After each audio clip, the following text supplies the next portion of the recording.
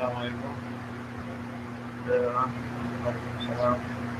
پیپر باره کې لا دغه نشته، فاینل ډیسیژن را نه دی اغوستی او چې کوم دی فاینل ډیسیژن واغوستی چې هغې لپاره د کوم بس ته پته ولري چې آیا لیپټاپس باندې آنلاین پیپر وي یا هغه به فزیکل وي انسټیټیوټ.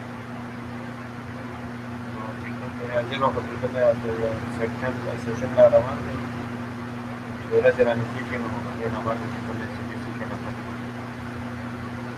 او زما به خیال پاسبل نه شي چې سیده راوغواړي انسان او پیپر یونیورسټي کې واخلي.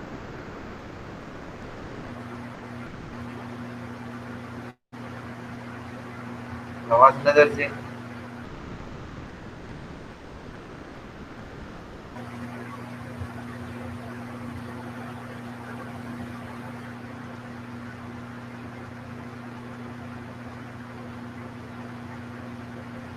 بس ګرمي ده او پکې راکېدلی نو شور خو به پکې وي که نه.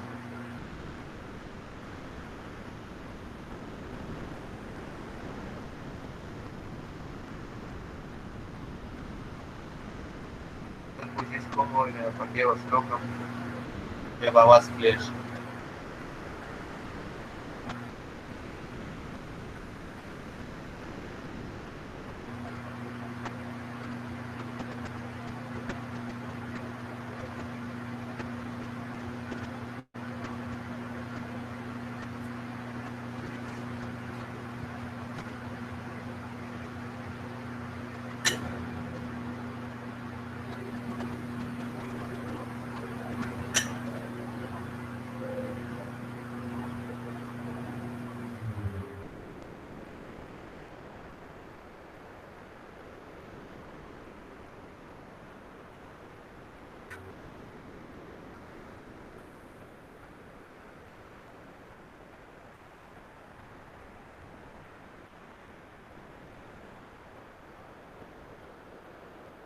د اے سی بجلی نشته که نه، اے سی چې وی خبره بیا به تاسو ته هم شور نه درتلو، موږ ته به هم اسانه وي.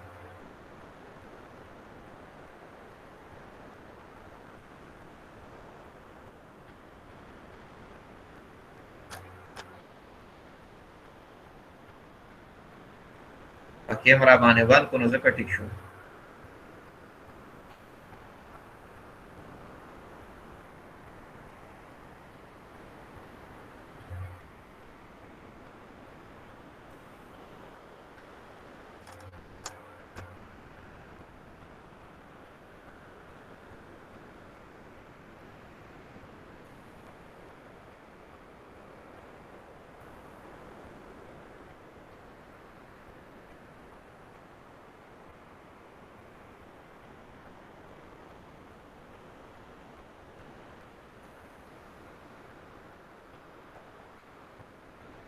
اني سره سولر اے سی ما ته پته چې راغلی و، سولر اے سی پیسې غواړي، پیسې دومره کم دي چې کم دی.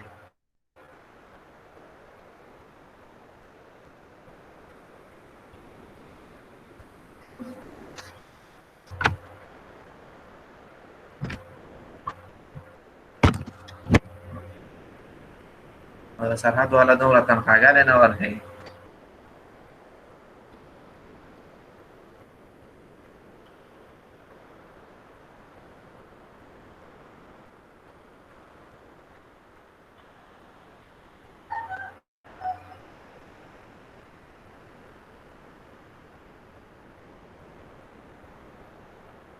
چېرته تنخواګر دومره ورکوي مړه، 10,000 روپۍ راکوي، په 10,000 روپۍ کې څه کېږي چې ځان پکې وساتي هغه هم ډېری.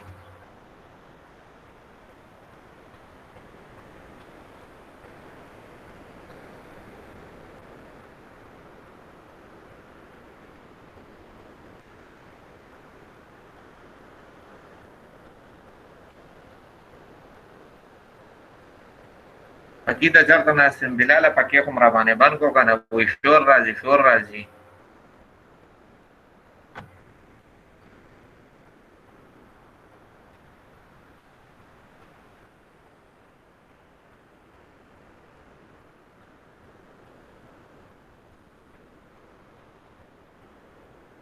بس بسم الله ټوله خیره.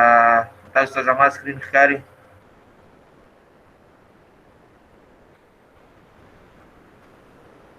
Okay, आवाज clear दे। Okay, बस start करो। हाँ, सो आज का जो हमारा टॉपिक है वो लेक्चर नंबर 12 है। सॉरी, जो लेक्चर है लेक्चर नंबर 12 है और टॉपिक है हमारा डैम इंजीनियरिंग। सो कल हमने जो है स्टार्ट किया था, थोड़ा सा बहुत पढ़ लिया था व्हाट इज डैम, उसके जो है पर्पसेस हमने पढ़ लिए थे और कुछ टाइप्स थे वो हमने पढ़ लिए थे। आज जो है हम दोबारा थोड़ा सा इंट्रोडक्शन उसका करेंगे और forces acting on gravity dam वो जो है हम पढ़ेंगे। सो अब हमारे पास जो है ग्रेविटी डैम है। Gravity dam is a solid structure made of concrete और मेसनरी। ये माइक किसका ऑन है, काइंडली ऑफ कर ले।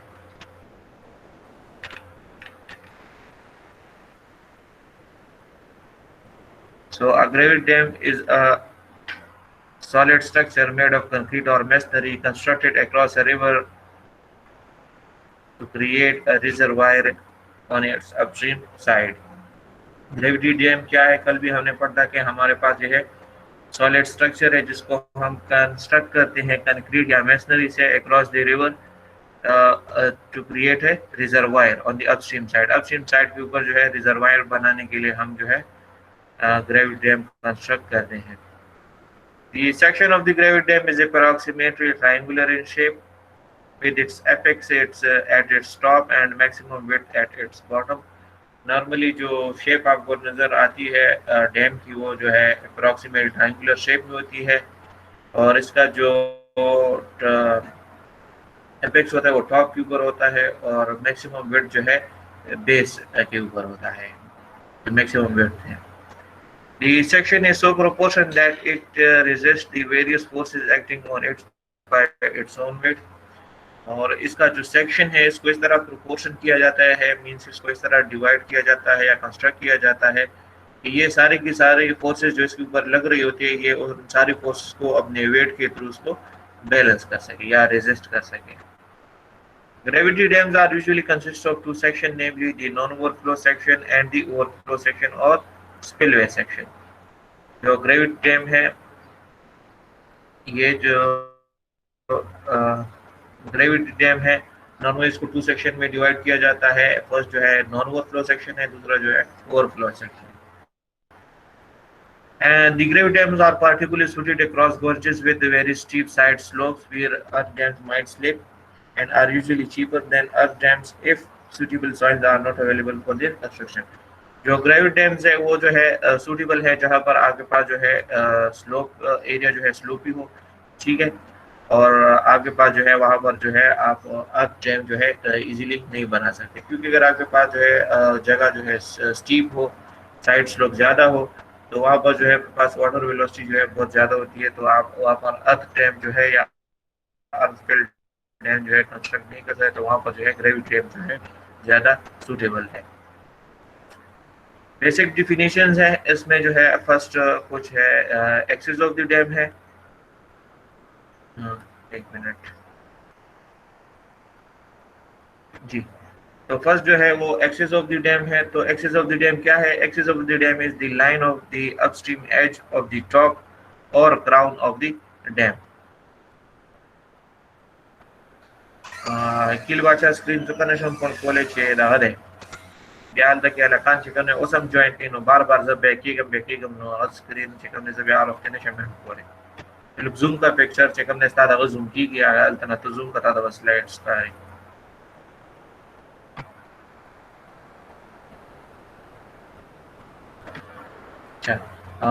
Axis of the dam क्या है? Axis of the dam is the line of the upstream edge of the top or crown of the dam. The axis of the dam in plane is so called the base line of the dam. The axis of the dam in plane is usually straight. तो figure में आपको बता दूं ये जो है आपके पास जो है एक्सिस ऑफ द डैम है, ठीक है, ये जो स्ट्रेट आपको नजर आ रहा है ये आपके पास जो है एक्सिस ऑफ द डैम है। लेंथ ऑफ द डैम क्या है? Length of dam is the distance from one abutment to the other measured along the axis of the dam at the level of the top of the dam. जबकि length of the dam जो है आपके पास एक abutment से यानी कि एक side से लेकर दूसरे साइड तक आपके पास जो लेंथ है टॉप के ऊपर, आप इसका जो डैम का एक्सिस है इसके साथ जो है बिल्कुल स्ट्रेट जो है आप इसके साथ टॉप के ऊपर इसको मेजर कर ले तो वो पूरा लेंथ आपके पास कहलाता है length of the dam. Third है structural height of the dam. Structural height of the dam is the difference in elevations of the top and the on the top of the dam and the lowest point in the excavated foundation। Structural जो height है आपके पास वो difference है आपके पास जो top elevation है और आपके पास जो lowest point in the excavated foundation, यानी कि फाउंडेशन से लेकर टॉप तक आपके पास जो डिस्टेंस है वो आपके पास जो है total structural height of the dam कहलाता है। It, however, does not include the depth of special geological features of foundation, such as narrow fault zones below the foundation. In general, the height of the dam means its structural height. जो structural height है ये सिर्फ आपके जो structure construct करते हो mean के foundation से लेकर आपके पास जो टॉप ऑफ द स्ट्रक्चर है जहाँ तक आपने कंस्ट्रक्शन की है तो वहाँ तक जो हाइट है वो आपके पास स्ट्रक्चरल हाइट कहलाती है। बाकी जो फाउंडेशन के नीचे आप जो स्पेशल कंस्ट्रक्शन करते हो या जियोलॉजिकल फीचर जो होती है तो वो जो है इसके अंदर इंक्लूड नहीं होती। सो सिर्फ फाउंडेशन से लेकर जो टॉप तक आपके पास जो स्ट्रक्चर है वो आपके पास स्ट्रक्चरल हाइट है, total structure of the height है। फिगर में भी आप देख सकते हैं कि ये फॉर एग्जांपल अगर आपके पास फाउंडेशन है, ठीक है, तो यहाँ से लेकर इसके टॉप तक ये पूरा का पूरा हाइट आपके पास कहलाता है स्ट्रक्चरल हाइट। नेक्स्ट है टो एंड हील। तो टो एंड हील कल हमने पढ़ा था कि जो टो है वो डाउन स्ट्रीम साइड के ऊपर आपके पास जो है कांटेक्ट है बेस के साथ और जो हील है वो अपस्ट्रीम एज के ऊपर जो है आपके पास कांटेक्ट पॉइंट है बेस के साथ। इस फिगर में भी देख सकते हैं कि अपस्ट्रीम साइड के ऊपर आपके पास जो कांटेक्ट पॉइंट है उसको हील कहते हैं, जबकि डाउनस्ट्रीम साइड के ऊपर आपके पास जो कांटेक्ट पॉइंट है उसको टो कहते हैं। फिफ्थ वन है maximum base width of the dam. तो maximum base width of the dam is the maximum horizontal distance between the heel and the toe of the maximum section of the dam in the middle of the well. जो मैं base width है वो आपके पास to के point से लेकर और heal के पॉइंट के दरमियान आपके पास जो मैक्सिमम डिस्टेंस है इन दोनों के दरमियान इसको कहते हैं base width of the dam. या हमेशा आप जो है नीचे जो है आपके पास जो मैक्सिमम विड्थ होगी वो आपके पास जो है maximum base of the dam या maximum base width of the dam.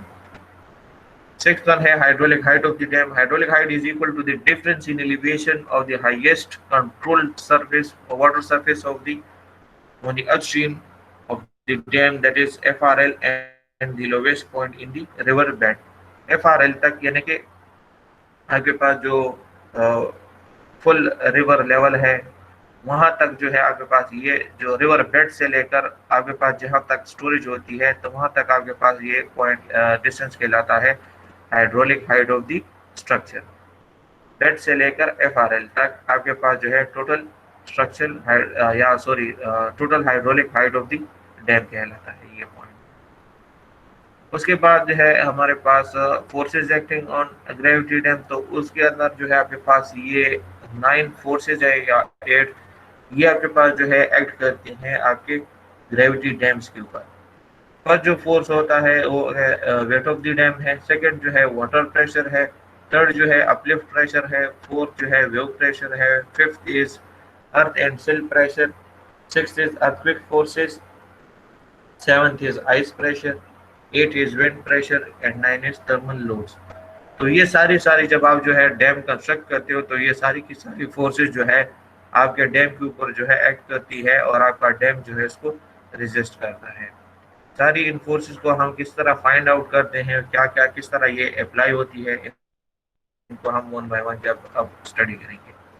तो फर्स्ट ऑफ ऑल है forces acting on gravity dam. These forces fall in two categories: forces such as weight of the dam and water pressure. Forces such as weight of the dam and water pressure, which are directly calculable from the unit weight of the material and properties of fluid pressure, and forces such as uplift pressure, earthquake load, silt, and ice pressure, which can only be assumed on the basis of assumption of varying degree of reliability. जो forces है dam के ऊपर जो apply होती है, इनको उन्होंने 2 categories में डिवाइड किया है।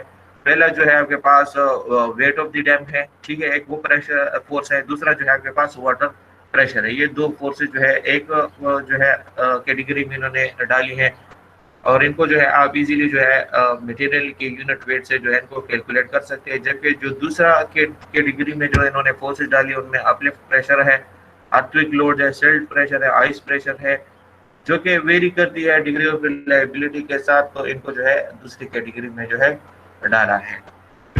It is in the estimating of the second category of the forces that special care has to be taken and reliance placed on available data, experience and judgment. आपके पास जो सेकंड कैटेगरीज में forces है, जो कि uplift है, earthquake load है, silt pressure है, आइस प्रेशर है, ये सारी की सारी फोर्सेज जब आप एस्टिमेट करोगे तो इनके अंदर जो है आपने काफी केयर जो है, स्पेशल केयर जो है अप्लाई कर रखना होगा, ठीक है। क्योंकि जो है ये सारी चीजें वक्त के साथ जो है चेंज होती है। अब सिल्ट प्रेशर है, अगर सिल्ट एक्यूमुलेशन कम है तो फोर्सेज आपके पास कम होती है, कम होगी एक पॉइंट के ऊपर। कुछ अरसा गुजरने के बाद सेल एक्यूमुलेशन ज्यादा हो जाती है, तो वो जो है वेरी करती है टाइम टू टाइम के साथ। सिमिलरली आइस प्रेशर जो है वो एनवायरनमेंट के साथ जो है वेरी करती है। इसी तरह अर्थक्वेक लोड्स जो है वेरी करती है, कभी एम्पलीट्यूड हाई होता है, कभी कम होता है। सिमिलरली अपलिफ्ट प्रेशर भी जो है कई कंडीशंस के ऊपर जो है डिपेंड करती है। तो आपने जो है स्पेशल केयर जो है रखना है इन फोर्सेस को कैलकुलेट करने में। It is convenient to compute all the forces per unit length of the dam। जो कैलकुलेशन है आपके पास, जो फोर्सेस की कैलकुलेशन है, तो इन्होंने कहा कि आप उनको जो है फोर्स पर यूनिट लेंथ के हिसाब से जो है इनको कैलकुलेट कर लें।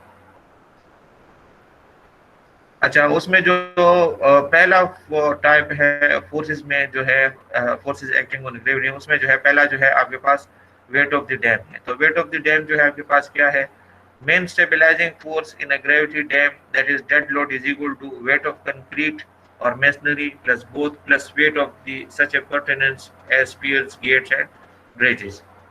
सो आगे पास जो मेन ग्रेविटी डैम है, उसका जो मेन वेट है वो बराबर है उसके डेड लोड के। तो उसके अंदर आपके पास जो डेड लोड के अंदर आपके पास जो आता है वो है वेट ऑफ कंक्रीट या मेसनरी या बोथ। यानी कि कंक्रीट के अंदर आपने जो डैम आपने कंस्ट्रक्ट किया उसके अंदर जो कंक्रीट आपने यूज किया उसका वेट, साथ ही साथ आपने अगर कोई मेसनरी यूज किया है उसका वेट, या खाली सिर्फ आपने कंक्रीट यूज किया है या खाली मेसनरी यूज किया है उसका वेट, टोटल वेट प्लस आप उसके साथ जो है जो आपके पियर्स इंस्टॉल करते हो, गेट्स इंस्टॉल करते हो और ब्रिजेस इंस्टॉल करते हो, तो उनका वेट जो है आपने इनके साथ ऐड करना है। तो ये आपके पास जो है total dead load of the dam आपके पास आ जाएगा। सेकंड है weight of the dam per unit length is equal to the product of the area of the cross section of the dam and the specific weight और unit weight of the material. आपके पास जो wait है पर unit length जो है वो आपके पास बराबर हो जाएगा आपके पास जो cross sectional area of the dam है, जब आप उसको मल्टीप्लाई करते हो unit weight of the material के साथ। फॉर एग्जांपल आपके पास कंक्रीट है, तो आप उसका एरिया फाइंड करते हो और उसका जो यूनिट वेट है वो ऑलरेडी आपको नोन होगा, ठीक है। फॉर एग्जांपल अगर उसकी यूनिट वेट जो है 24 kilo newton per cubic metre है, तो सिंपली आप उसको जो है मल्टीप्लाई कर देते हो उस एरिया के साथ, so you will get the weight per unit length. Third है unit weight of concrete is 24 kilo newton per cubic metre and masonry is 23 kilo newton per cubic metre, varies considerably depending upon the various material that go into make them। आपके पास जो normal concrete की unit weight है या specific weight है वो तकरीबन जो है 24 kilo newton per cubic metre तक होती है, जबकि मेसनरी की 23 kilo newton per cubic metre होती है। लेकिन ये जो है डिपेंड करती है, वो वेरी करती है मटेरियल की प्रॉपर्टीज के साथ जिनसे आप इनको कंस्ट्रक्ट करते हो। For convenience, the cross-section of the dam is divided into simple geometrical shapes such as rectangles and triangles for the computation of weights। आसानी के लिए जो है अगर आप जो है वेट को फाइंड करना चाहते हो, वेट ऑफ डैम को फाइंड करना चाहते हो, तो आसानी के लिए जो आपके पास जो cross section of the dam है उसको डिवाइड किया जाता है सिंपल ज्योमेट्रिकल शेप्स में, जिनमें आपके पास रेक्टेंगल्स और ट्राइंगल्स हैं, और इनके थ्रू जो है एरियाज को फाइंड किया जाता है, और सिंपली उसको जो है unit weight of the material के साथ मल्टीप्लाई करके आपके पास जो है total weight of the structure आ जाएगा पर मीटर लेंथ के साथ, पर मीटर लेंथ आपके पास वेट आ जाएगा। Last है the areas and centroids of these shapes can be easily determined. Thus, the weights components W1, W2, W3, etc. can be found along with the line of action. The total weight W of the dam acts at the center of gravity of the section. So आपके पास जो आपके पास जो total shape है, आपके पास जो स्ट्रक्चर है, आप उसको जो है डिफरेंट सेक्शंस में डिवाइड कर लें, जिस तरह आपको फिगर में जो है शो किया गया है। यहाँ पर आप देख सकते हैं कि ये ट्राइंगुलर शेप है, इसको लेटर W1 से, इसके जो वेट है इसको W1 से जूम किया है। ये आपके पास जो है W2 आपको नजर आ रहा होगा, ठीक है। ये आपके पास फॉर एग्जांपल आपके पास जो है रेक्टेंगुलर है, तो इसको W2 से डिनोट किया है इसके वेट को। अगेन फिर आपके पास इस साइड पे जो है आपके पास ये ट्राइंगुलर है, तो इसके वेट को W3 से डिनोट किया है।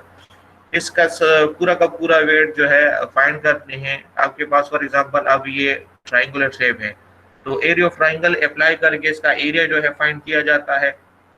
फिर इस ये जगह जिस मटेरियल से बनी होती है, उस मटेरियल के यूनिट वेट के साथ इस एरिया को जो है मल्टीप्लाई किया जाता है। सो आपके पास जो है वेट पर मीटर लेंथ आ जाता है।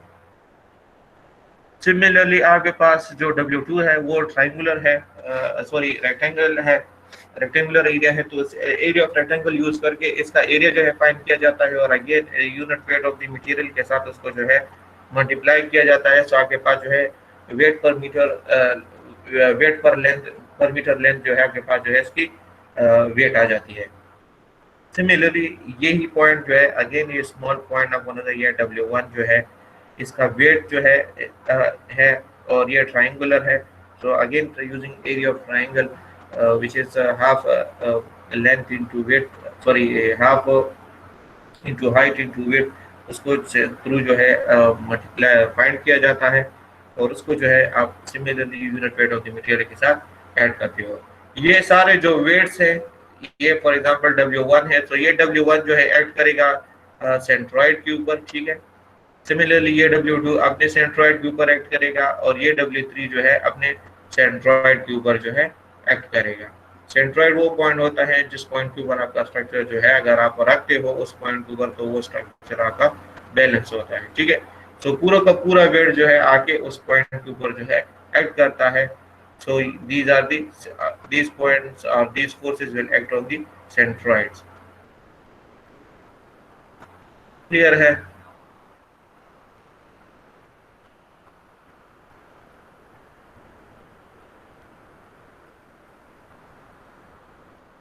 काइंडली प्रेजेंटिंग स्टार्ट ना किया करें।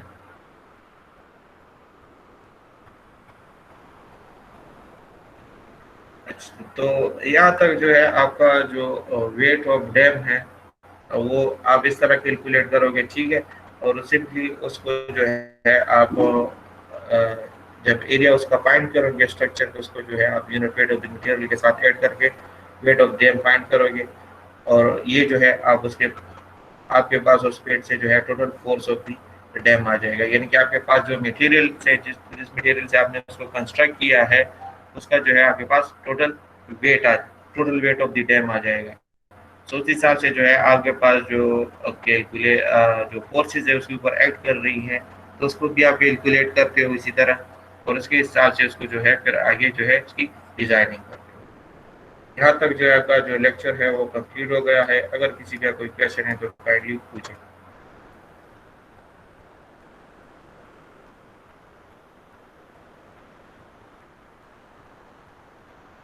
फिलहाल यूनिट वेट को जो है आपने वॉल्यूम के साथ मल्टीप्लाई नहीं करना, आपने जो है एरिया के साथ मल्टीप्लाई करना है। यहाँ पर आगे ऑलरेडी मैंने बता दिया है कि यहाँ पर ये है, ये देखिए ये point, it is convenient to compute all the forces per unit length.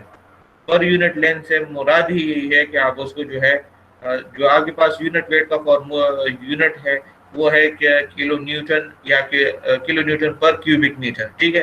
ये आपके पास यूनिट वेट या स्पेसिफिक वेट का यूनिट है। जब आप उसको मल्टीप्लाई करते हो एरिया के साथ, तो आपके पास जो है जो से यूनिट आएगा वो आएगा आपके पास किलो न्यूटन पर मीटर।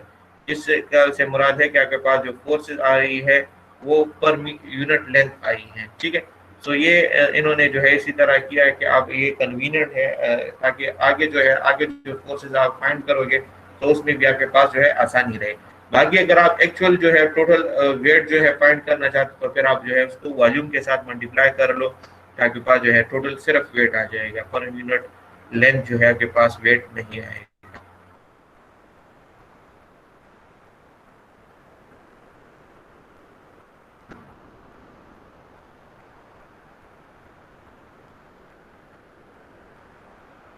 अच्छा अब्दुल्ला जान, वेट दोबारा मैं समझा रहा हूँ कि आपके पास जो है वेट ऑफ डैम क्या है। वेट ऑफ डैम आपने जो स्ट्रक्चर जो है कंस्ट्रक्ट किया है उसका पूरा का पूरा वेट जो है आपके पास वेट ऑफ डैम है। ठीक है, फॉर एग्जाम्पल फिगर में आप देख सकते हैं कि आपने जो डैम है वो इस शेप में जो है कंस्ट्रक्ट किया है। ठीक है, तो इसका जो वेट है वो आप किस तरह फाइंड करोगे कि आप अपने सेक्शन को जो है ट्राइंगल्स और रेक्टेंगल्स में जो है डिवाइड कर लोगे। फॉर एग्जांपल ये सेक्शन मेरे पास ट्राइंगल है, इसको मैंने लेट इसके वेट को W1 से कंसीडर किया है। ये मेरे पास जो है रेक्टेंगल शेप में है, इसको वेट को मैंने W2 से डिनोट किया है। और ये शेप अगेन मेरे पास ट्राइंगुलर शेप में है, इसके वेट को मैंने W3 से डिनोट किया है। तो आप किस तरह इसको इसके वेट को फाइंड करोगे कि सिंपली आप इसका जो है एरिया निकालोगे, तो ट्राइंगल है, ट्राइंगुलर शेप है, तो एरिया ऑफ ट्राइंगल यूज करके आप इसका एरिया निकालोगे और सिंपली आप इसको जो है यूनिट वेट ऑफ इस मटेरियल के साथ, यानी कि जिस मटेरियल से आपने ये बनाया है उसके यूनिट वेट से आप इसको मल्टीप्लाई कर लोगे, तो आपके पास जो है उसका वेट पर यूनिट लेंथ जो है आपके पास जो है इसका वेट आ जाएगा। सिमिलरली आप W2 का जो है आपके पास रेक्टेंगुलर शेप है, तो formula area by using the formula area of rectangle आप उससे जो है एरिया फाइंड कर लोगे रेक्टेंगल का। ठीक है, और सिंपली अगेन आप इसके यूनिट वेट के साथ इसको मल्टीप्लाई करोगे। इसी तरह जो है W3 भी। सो आखिर में जो है इन तीनों को आप ऐड कर लोगे, तो आपके पास जो है total weight of the dam आ जाएगा पर यूनिट लेंथ। क्लियर है? अच्छा असद मोहम्मद असद, अपलिफ्ट फोर्स को हम नेक्स्ट लेक्चर में जो है कवर करेंगे। आपको ऑलरेडी जो है जो कंसेप्ट है आपको है, हमने पढ़ा है सीपीएस थ्योरीज में कि अपलिफ्ट फोर्स क्या है। ठीक है, सो आगे जो है हम इसको और भी जो है पढ़ेंगे कि इसको यहाँ पर हम किस तरह फाइंड करेंगे।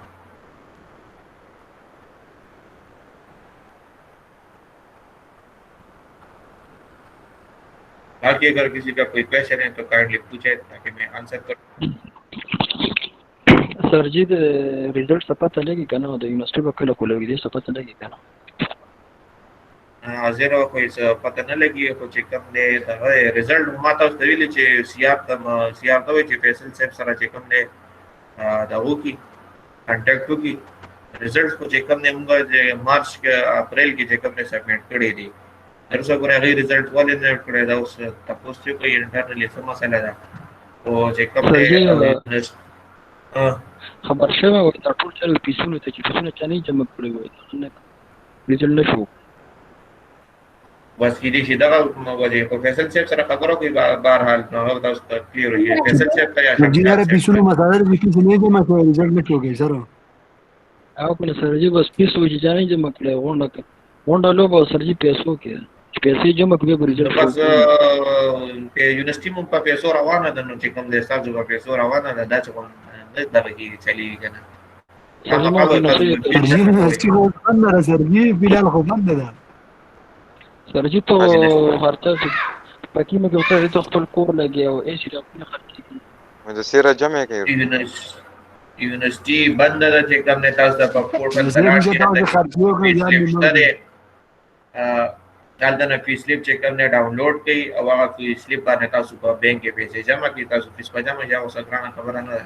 और सर जी यूनिवर्सिटी को ना आप लीव कर सकते हैं सर जी मुदस्सिर तो सर जी पीस सुन रहे सर जी एक सेक्शन को ना भी करना ये बस खबरों को ये बस हम मुदस्सिर तो आया एक सेक्शन में सर जी को ना भी करना जब लोग चलते पीस भेजा मंगवाई के सर में कार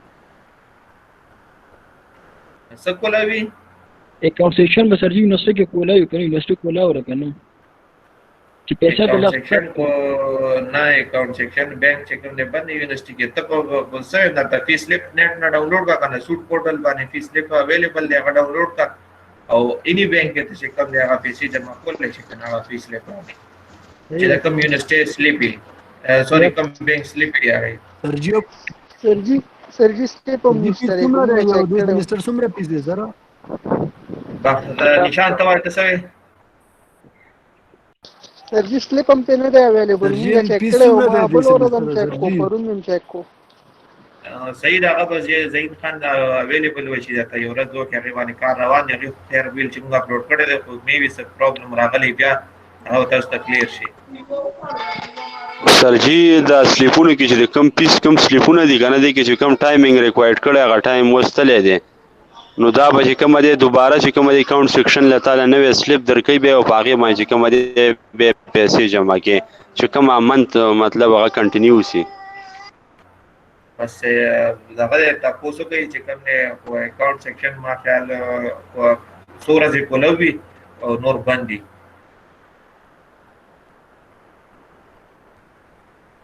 سر څه پته تشته د څومره فیس صحیح ده Sergi زه به کول نه دي. نه د فیس ما بارک ما ته پته نشته چې څومره دی سرجی پیسې ډېر کړه انا اوس 50,000 کړه دا لیټ کړه د موږ پیسې په 50,000 به جمع کړو د سره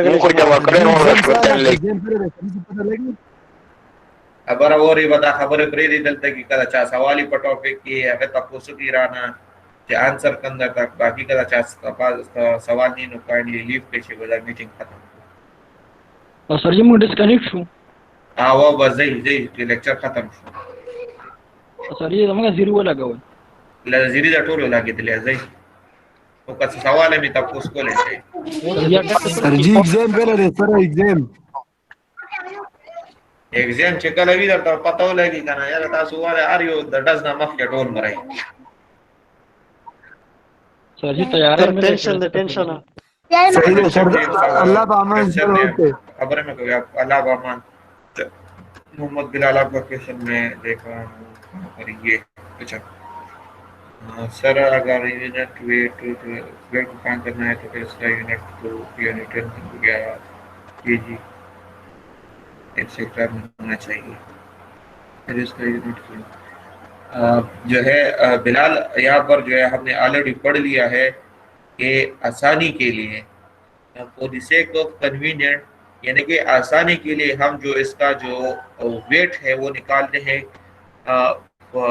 जो है किलो न्यूटन पर मीटर ठीक है अगर आप जो है एक्चुअल वेट निकालना चाहते हैं तो बिल्कुल आप जो है निकाल सकते हैं जो है आप उसको जो है फिर एरिया के साथ आप मल्टीप्लाई नहीं करोगे आप फिर उसको जो है मल्टीप्लाई करोगे किसी के साथ आप उसको मल्टीप्लाई करोगे वॉल्यूम के साथ लेकिन आसानी के लिए जो है हम क्या करते हैं कि हम उसको जो है किलो न्यूटन पर मीटर में निकालते हैं ठीक है तो आप जो है फिर आसानी के साथ आपके पास एरिया आपके पास ऑलरेडी है आपने जो है वेट जो किलो न्यूटन पर मीटर आपने जो है वेट फाइंड कर लिया आप जो है सिंपली लेंथ फाइंड करें आपको उसको लेंथ के साथ मल्टीप्लाई कर ले जो है आपके पास जो है टोटल वेट आ जाएगा ठीक है अगर आप उस तरह नहीं करना चाहते तो आप जो है टोटल वॉल्यूम पहले फाइंड कर ले ठीक है फिर आप उसको जो है मल्टीप्लाई कर ले unit weight of the material के साथ आपके पास जो है अगेन वेट आ जाएगा किलो न्यूटन में ठीक है जबकि केजी जो है आपने लिखा है किलो न्यूटन या केजी जो है वो यूनिट है मास का जबकि किलो न्यूटन जो है वो यूनिट है उसका वेट का ठीक है क्लियर हो गया बिला ओके और अगर किसी को कोई क्वेश्चन है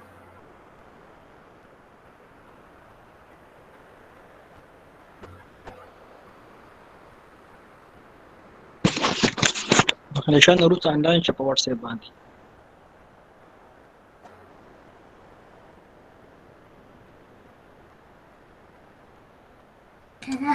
حاضر आदम मुदस्सिर पे लाइन इस्माइल राशिद जो है अगेन मैं आपको जो है बता रहा हूँ कि ये सारी चीज़ें जो है कोऑर्डिनेटर्स को जो है मालूम होती हैं काइंडली आप जो है जो माइग्रेंट के स्टूडेंट है वो जो है सीआर से नंबर लेकर फैसल साहब को कॉल करने, ठीक है, वो आपको बेटर जो है गाइड कर सकते हैं।